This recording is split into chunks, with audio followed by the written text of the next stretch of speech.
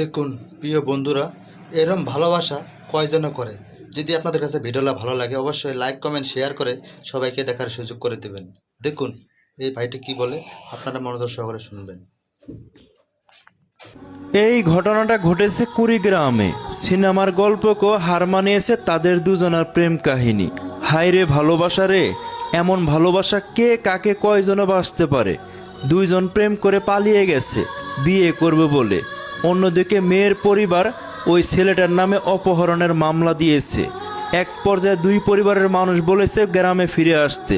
তারা দুইজন যখন গ্রামে ফিরে এসেছে, গ্রাম্য আদালতে সালিশ বসে রায় হয়েছে তারা দুইজন যেন দুই দিকে চলে যায়, তাদেরকে বিয়ে দেবে না তাদের পরিবার।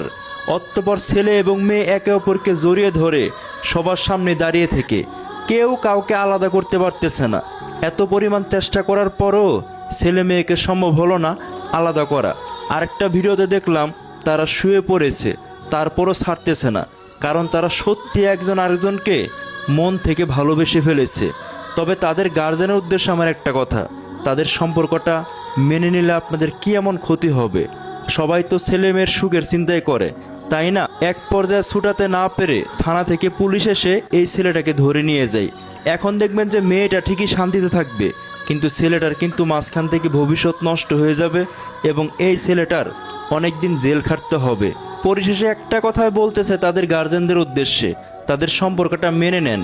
কারণ আজকে যদি আপনার মেয়েকে অন্য জায়গাতে বিয়ে দেন, আমার মনে হয় না সংসার করবে।